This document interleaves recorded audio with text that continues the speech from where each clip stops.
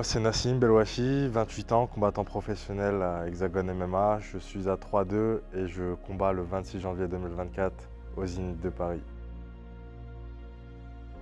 Alors, ma carrière, c'est une carrière un peu en dents de scie, une carrière qui est entre deux périodes. La période où le MMA était illégal en France, puis une période où justement ça a été légalisé, un peu plus de visibilité justement sur notre sport. Donc, un début de carrière compliqué, avec 3 ans d'inactivité entre-temps. Et puis j'ai repris le MMA assez fortement au niveau des combats et de la compétition. Et ça se passe plutôt bien avec Hexagone, donc on continue le chemin, que des victoires pour la suite.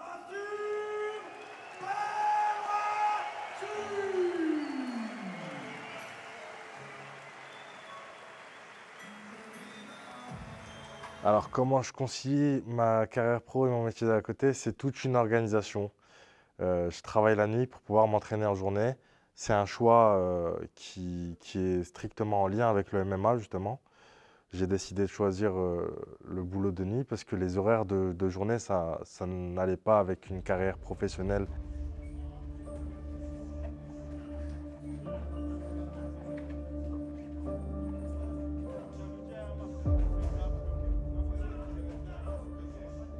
Je dors un peu moins évidemment que la plupart des gens, mais ça me permet au moins de m'organiser, de programmer mes entraînements et de pouvoir performer derrière au haut niveau. Les entraînements en général sont le matin ou l'après-midi. Moi, je m'organise pour pouvoir enchaîner mes 2 entraînements journaliers tous les jours quasiment et derrière avoir ma vie professionnelle en tant qu'infirmier. Pour l'instant, ça se goupille bien. Il y a un peu quelques heures de sommeil en moins évidemment, mais ça va, ça se passe bien. Qu'est-ce qui a déclenché ça? J'ai commencé les sports de combat très tôt par le judo de base. Je faisais du judo parce que le club de judo était pas très loin de la maison. C'était nickel au niveau des parents. Ils appréciaient le fait que ça soit à 200 mètres. Et du coup, derrière, je suis tombé amoureux des sports de combat. J'ai continué. Je me suis mis à la boxe thaïlandaise quand j'ai un peu moins apprécié le judo. Et la suite logique, c'était le MMA. J'ai allié un sport un peu plus de préhension avec le judo, puis un sport un peu plus de percussion. La suite, c'était de pouvoir mixer les deux, donc à la fois lutter, striker, amener au sol. Et donc le MMA, c'était une évidence finalement. Mon premier combat à Hexagone, c'était à Poitiers contre Younes. C'était un très bon combattant en face de moi. Il fallait que je montre un peu que j'ai un niveau en France.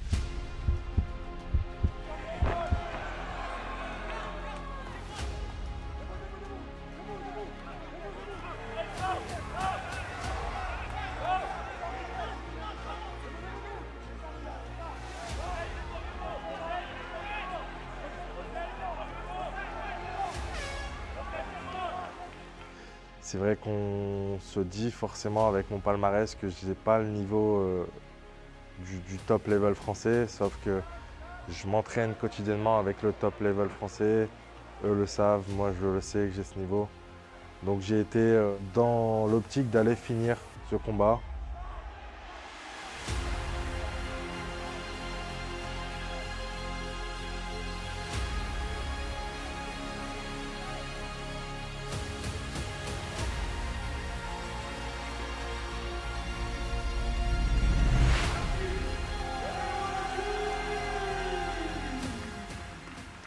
J'ai réussi à le faire tout en imposant mon style de à la fois lutter contre la cage, d'amener au sol, de faire du ground and pound, du dégât pour aller potentiellement chercher la soumission. Il me semble que quand on m'avait interviewé, je l'avais dit que j'avais un style plus porté sur le ground and pound et qui pouvait souvent amener à la soumission, et c'est ce qui s'est passé. Après, derrière, j'ai combattu Tibi à Nantes.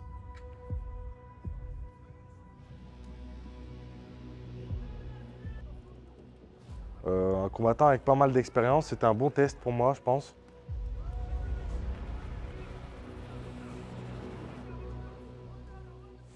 Juste un combattant que j'ai bien préparé, un style particulièrement dur sur les frappes, striker de base, mais qui sait lutter aussi, qui a un bon physique.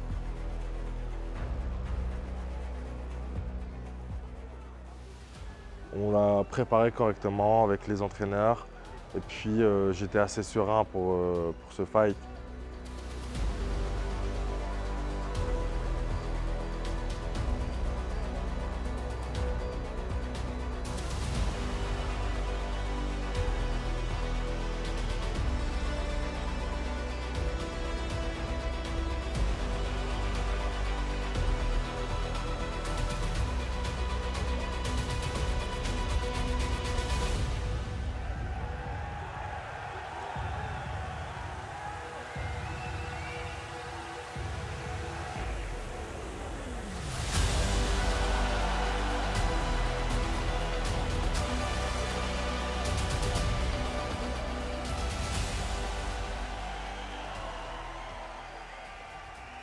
Je pensais que ça allait durer un peu plus, mais une fois que la soumission est arrivée, je l'ai prise.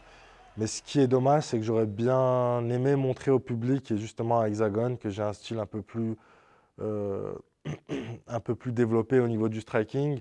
J'ai un style assez complet et ça, on essaiera peut-être de le montrer sur le prochain fight. Pourquoi avoir choisi Hexagone MMA? Je dirais que le destin nous a choisis. Parce que on va dire que, à mon sens, Hexagone MMA en France, c'est l'organisation qui fait la plus grande ascension pour l'instant, qui monte très très bien. Et je pense que même à l'étranger et sur le territoire européen, on va retenir ce nom de Hexagone MMA parce que ça s'organise bien, on a pas mal d'événements dans des grosses salles, c'est plutôt bien organisé. Et finalement, bah, on s'est trouvé et ça a bien matché. Donc, pourquoi ne pas continuer à Hexagone MMA, j'ai envie de te dire surtout. Et c'est peut-être même l'objectif de continuer à Hexagone MMA et derrière d'aller chercher quelque chose, une ceinture, d'être même, pourquoi pas, l'image de Hexagone MMA en France.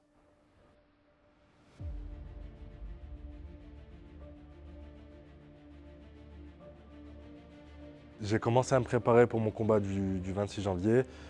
On est à un peu moins de 2 mois, donc je suis en plein dedans.